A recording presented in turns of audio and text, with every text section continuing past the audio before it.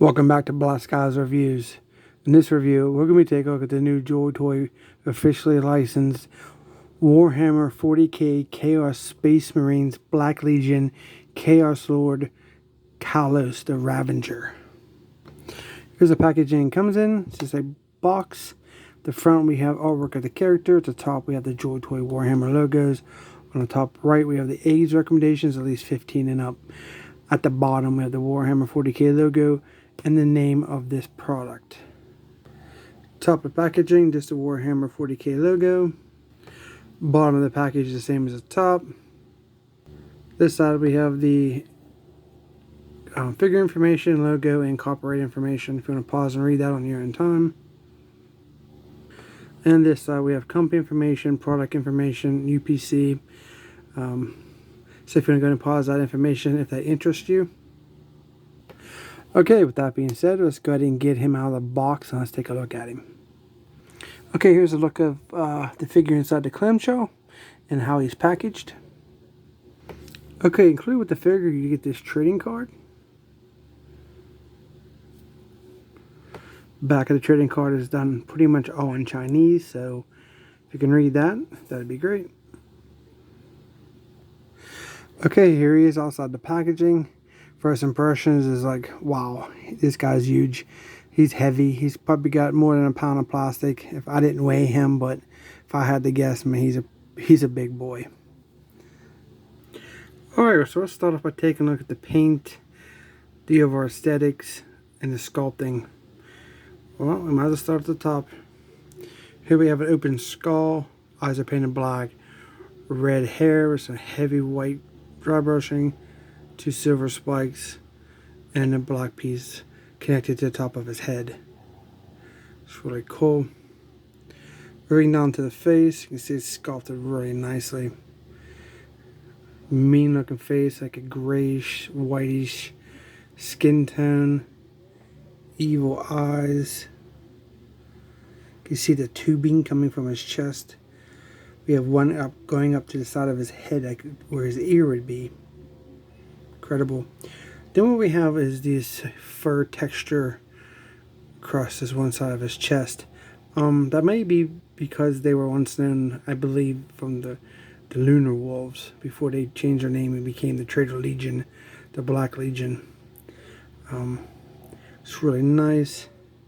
Here at the bottom we have another skull. We have the gold and black pretty much throughout. See his gauntlet there. We'll check out the side here in a second. His legs are interesting because the one leg is actually clean there on the left, and the right one has a bunch of tubing throughout, even different sculpting for the gold trim around the leg armor. Some big feet there. It's pretty cool. Lifting up the fur on his chest, you can see it's just underneath. There's a bunch of sculpting for a bunch of tubing throughout there. Looks pretty cool. Okay, for a side shot, you can see the skull from the side. The shoulder pauldron or shoulder pad has a nice design there. It's like a metallic red. Some gold trim. Going down the arm, you can see the gold gauntlet. And then he has his hands, like a pad over his hands. And there on the side.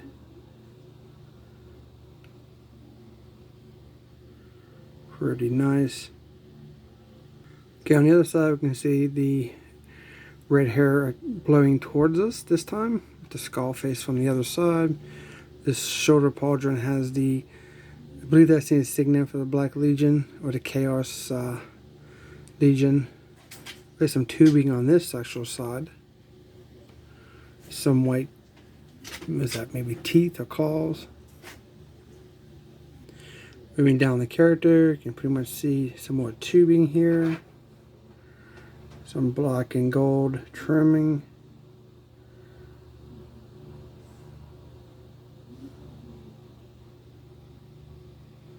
Looks pretty cool. Now for his back of the figure here on the skull, the hair seems to come out from behind the skull on the actual piece. And then we see this is like a vinyl cape. You can see all that fur. There's a piece there on the back where you can put the power armor pack, I'm guessing, power pack. Like I said, this cape is like a vinyl, so it's not cloth or anything.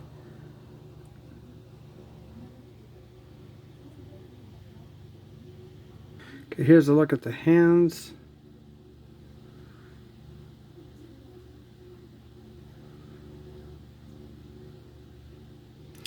So the one side now you can see the inside of the pauldron there. I'm kind of holding this camera, so it's really hard to get the angles I would like to get, but you can see inside here.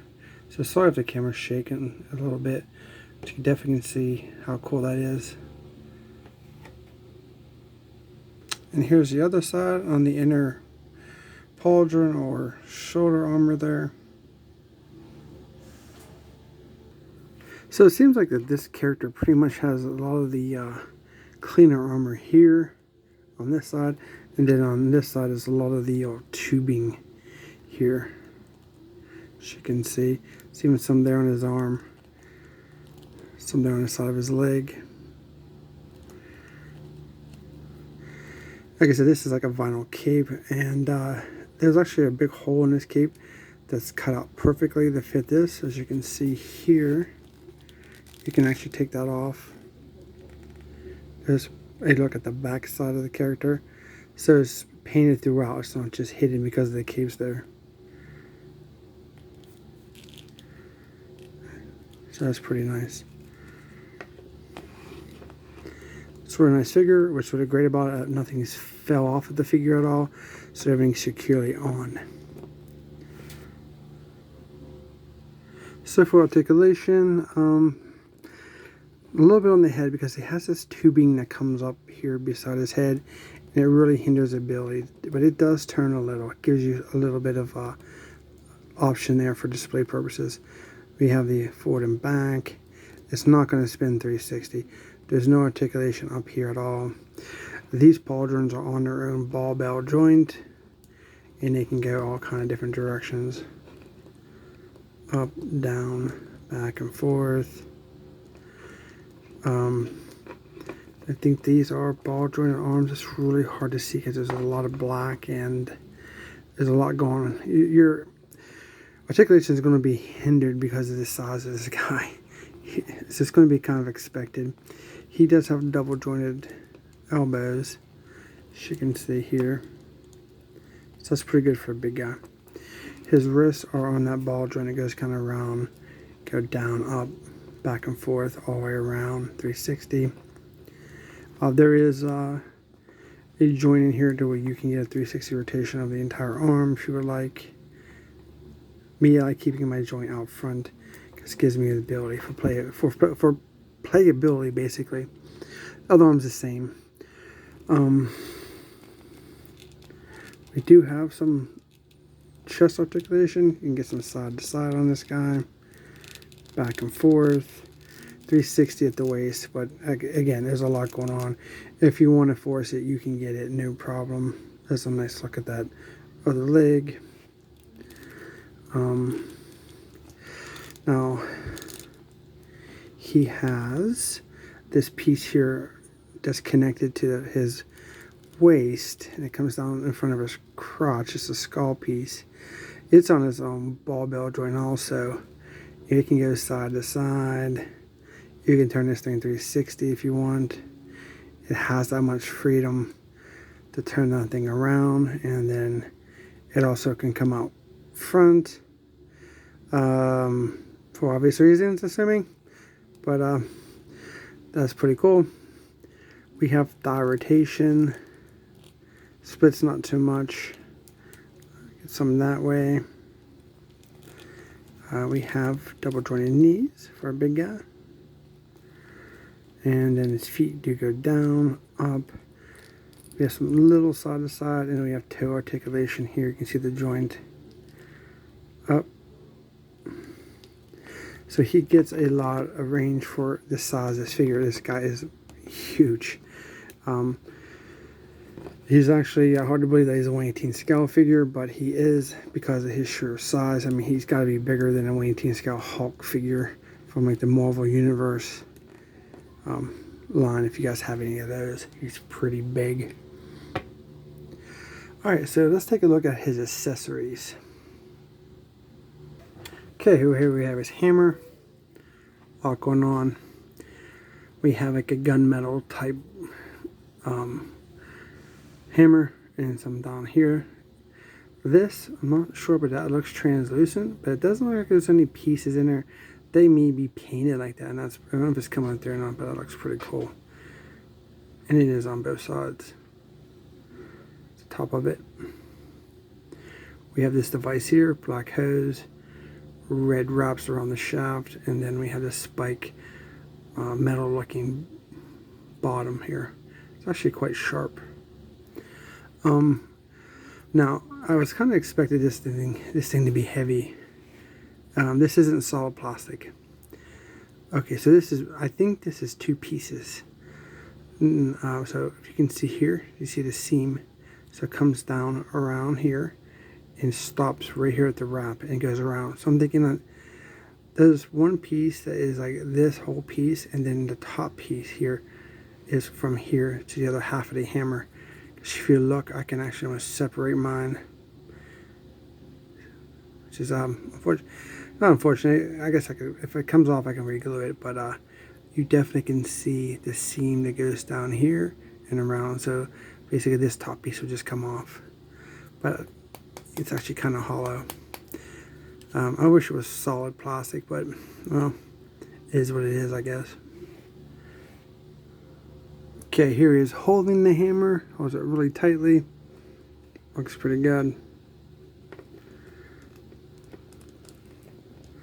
Nice articulation. Can really show off the posability for the hammer.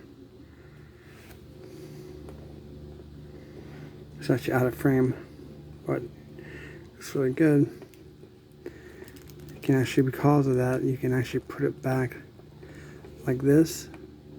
Because the articulation in the elbow, that double joint, is fantastic. It's really, really cool. And then obviously you can bring it down around if you want him to have it like this. It's really cool with that hammer. Looks like you can do some serious damage with that thing. Okay, for his power pack, Chaos power pack, I'm going to call it. Really flat black. Some silver dry brushing through these veins. We have some silver spikes on each side here. There is no articulation in this power pack.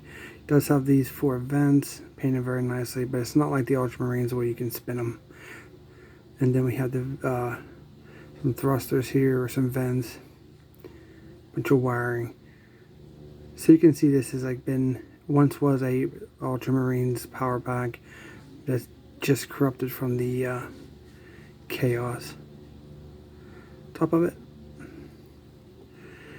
Okay, on the inside, you see some gold there around the trim.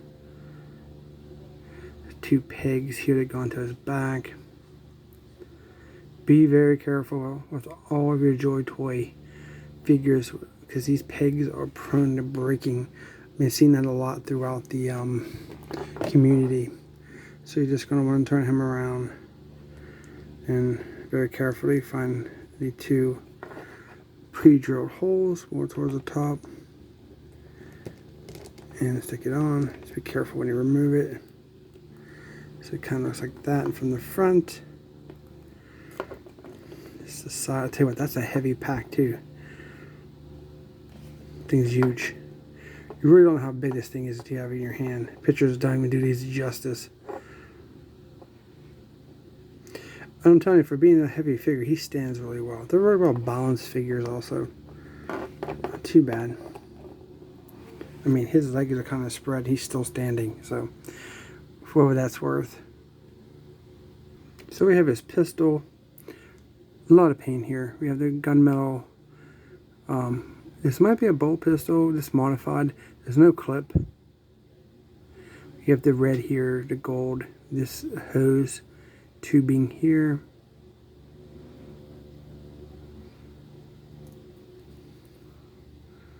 This side. The front of it is drilled barrel. That's awesome. The back. See how well he holds this weapon. Okay, here he is. He holds it very nicely. So you can see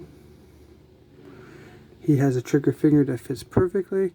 I put the gun in his hand effortlessly, so you shouldn't have any issues. Looks really good. Then of course you have that nice articulated elbow, so it can get you some pretty cool poses for display. Looks really nice. And then you have the articulation in the wrist to complement the elbow, so you can get a pretty tight, if you wanted to, pose. Looks very, very nice for the weapon. Yep, no problem at all holding that bad boy. Okay, the last of accessories is an extra pair of hands. You can see the gold on top. They're both closed hands. I mean, you could put a weapon, they're not closed fists, but they're gripping hands basically. I dropped that one. So, I mean, the hands that come installed on him, I mean, they work for the hammer and a pistol. So, it's just up to your preference on what you want. Okay, for comparison, here he is with one of the Imperial Fist aggressors. You can see that he pretty much scales right with him. I think the aggressor is a little bit taller than he is, but I think the Black Legion figure is actually wider, and so looks pretty nice. So here how they are side to side. He's definitely taller. Well, maybe, you know, because of the skull head makes him taller, but you know, I'm just basically going head level there. They look really cool together. And then, so I mean, the aggressor is a big boy, so you can see how big these Black Legion figures are. And if they go head to head, you got some serious battle going on there, man. These are really cool. I mean, it's probably that's like over 2 pounds of plastic right there.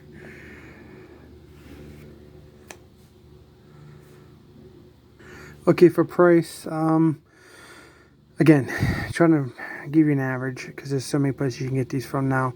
From China to America, that's pretty much all I know. I don't know about European prices, or but look to be around on sale. Cheapest I think I've seen them at was $65, and the most I think I've seen them at on Amazon was $85.